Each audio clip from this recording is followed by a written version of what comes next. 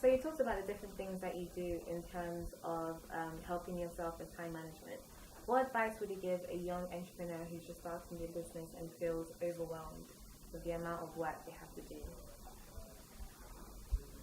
I would say that there's never too much work and there's never too little work. It's about how much you're willing to do.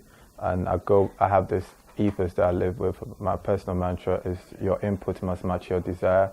So if you're desiring to be the best at what you do, if you're desiring to own a company, if you're desiring to build this fancy app that's going to make you so much money, then you have to be willing to put in as much work to match your desire. So it's as simple as that. It's a basic rule that I live by. So if you really want it, then you have to put the work in and you have to find the extra hours that doesn't fit into your normal 24 hours to make this happen. So what motivated you to create this business in the first place? What was the initial moment that you thought, yeah, this is a good idea? I've always wanted to do something different. I've always been in the event space. I've done so many other events like comedy shows, parties and festivals even at one point. So I wanted something that I could own and say no one else does this. And the idea of having a creative production in terms of having a fashion show mixed with theatre and music, arts and different elements of creative arts was pitched to me by our creative director who I used to work with on other projects. And we just thought, you know what, let's start something that's never been done just to entertain people and see how the reaction goes. And after that, it just became so viable that we can now operate as a registered company, as a full business, and offer job roles for people that are in the creative art section, from DJs to creative directors to event managers to MUAs and crowd control suppliers and all these other people. So I reckon when we started off, we didn't know the business of what we're doing. But again, as the time goes on, the vision has become clearer now, and then we're doing things in a more structured way, so it kind of makes more sense now. Okay. So in terms of just learning from past experience and past mistakes, is there anything that you look back and you're like, this failure helped me in terms of developing my business, my idea, my goal? I've realized that there's a thin line between over-ambitious and faith. Sometimes you have this idea and it's so wild and you're so passionate about it to deliver, you just want to see it, or there's this venue that you want to have your show in so bad, no matter how much it costs, you want to do it there, but it might not be the right time to do it. It might not be, the perfect thing to do business-wise, and you might end up having it in that big venue, but financially you're going to walk away with no money or with a loss for your business. So I think it's always important to measure out when is the right time to do certain things, not just go by your will and just decide, you know what, I'm going to do this, and then regardless of the consequences that come with it, I'm just going to do it. I feel like that's a very risky thing to do in business. So it's always advisable to measure out the risk that comes out with some of the ideas that we are passionate about.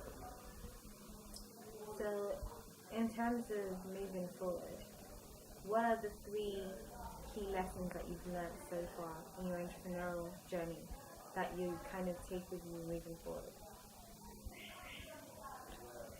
One major thing I would say is time factor. Again, we spoke about this before, but it's so important to value your time.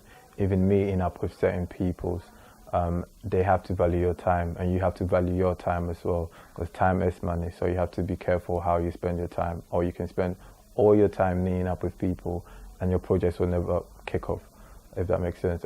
Or you can spend all the time thinking about an idea and it will never happen. But you need to now start valuing your time and also rationing it, so you can put some time into just thinking about it, some time into the idea development, some time into the application of it. So time management is a key thing, I would say.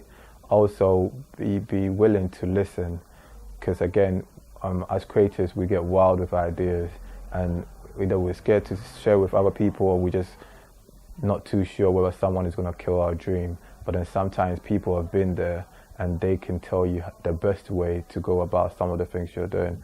And there are so many ways that you can seek advice online, YouTube tutorials, sign up with newsletters.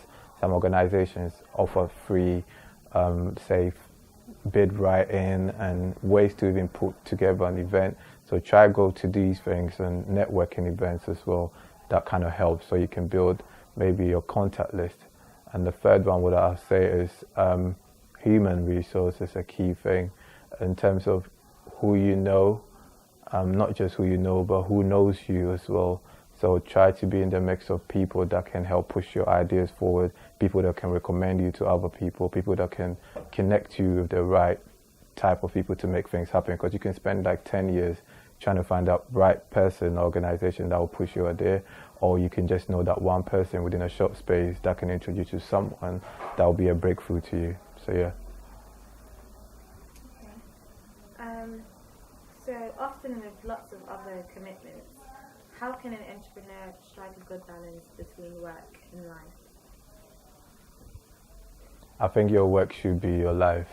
Like I don't have a 9 to 5. I have like a 9 to 9. Like when I wake up, it's the first thing on my mind. When I go to sleep, I just need to make sure I've ticked some boxes off my to-do list. So in terms of, and if you do have a 9 to 5, make sure you're not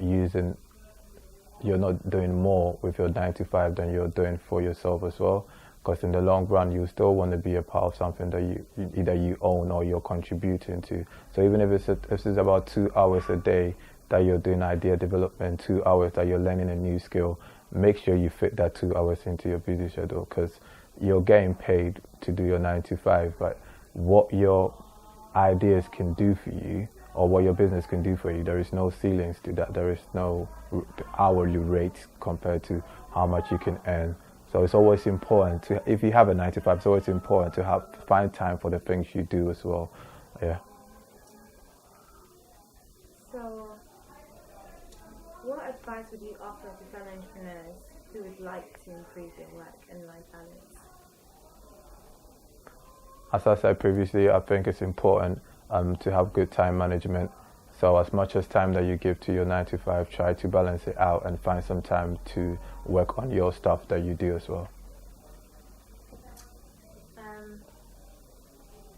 As this is your own project, sometimes it can be hard to be objective. How do you make sure that you're continuously monitoring your work? And to what extent do you allow external monitoring to happen to kind of help you improve your business? It's quite easy when you have a good project manager, and then you have your deliverables and you know what to do to make sure same things happen. And when you're dealing with heads of departments, it makes your life easier. But in a sense where you might not have that structure operating in your business, it's always good to have your imaginary board of trustees.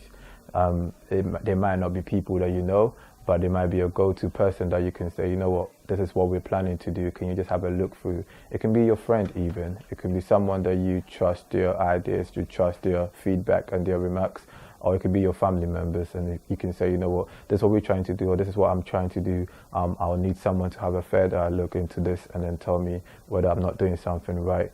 Or again, if you're working with people, you can just run a questionnaire and say, let's say this is our second year of operating. How did you think our first year went?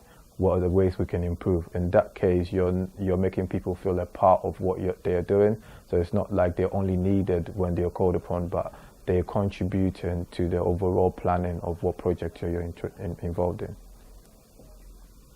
Okay, so running your own business can be stressful. So how do you manage your stress levels when you're trying to make something happen? I feel like it's important to have rest, and the type of rest that there's nothing on your mind literally. So if you're going to take time out and just, I do this weird thing where I stay in the dark for like hours and just play like jazz or something, like music that will just calm me down, because then you're in your world and I just think about positive things only, or great things, or how I want to see my runway in like 10 years, and we're doing these arenas. So these are the type of things that calm me down and keep me rest assured that, you know what, I'm doing something great. So it's like you need to get away from yourself.